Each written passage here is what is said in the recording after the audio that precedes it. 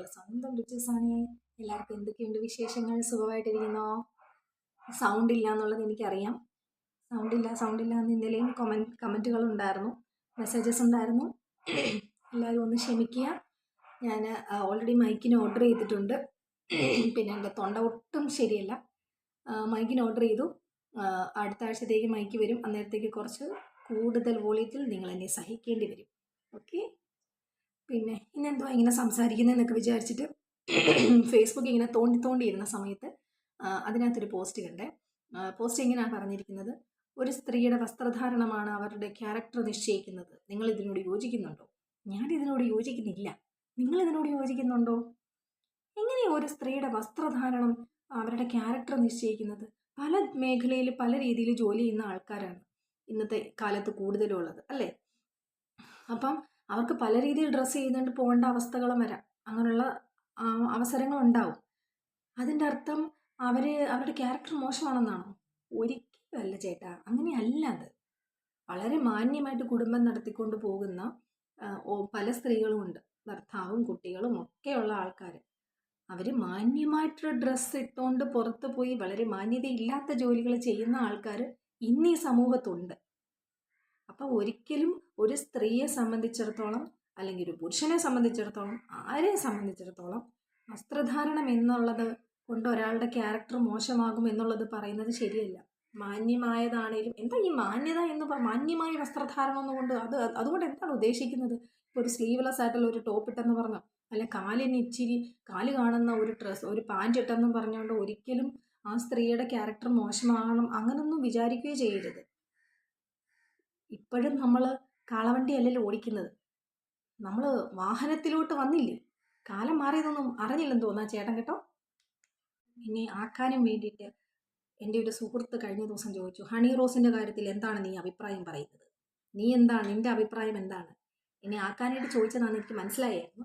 പക്ഷേ ചേട്ടാ, ഹണി റോസിൻ്റെ കാര്യത്തിൽ ഞാൻ എൻ്റെ ഹണി ചേച്ചിയുടെ കൂട്ടത്തിൽ തന്നെയാണ് കേട്ടോ. ഞാൻ ഹണി ചേച്ചിയുടെ കൂട്ടത്തിൽ കെട്ട സപ്പോർട്ടാണ്. നിങ്ങൾ സപ്പോർട്ട് ചെയ്യുന്നുണ്ടെങ്കിൽ ഒന്ന് പറയണേ.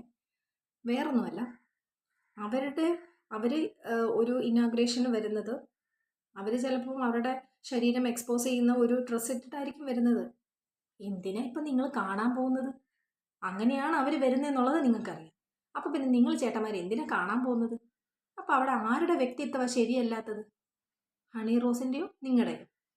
അവർക്ക് ശരിയല്ലാത്ത രീതിയിൽ അവരുടെ അടുത്ത് പെരുമാറുന്ന ആൾക്കാരോട് അവർ വേണ്ട രീതിയിൽ തന്നെയാണ് ഇപ്പോൾ പ്രതികരിക്കുന്നത്.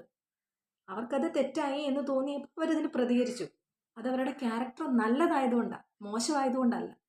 അപ്പോൾ അവരുടെ ഡ്രസ്സ് വെച്ചിട്ട് നമുക്ക് അവരെ വിലയിരുത്താൻ പറ്റുമോ? ഒരിക്കലും പറ്റത്തില്ല.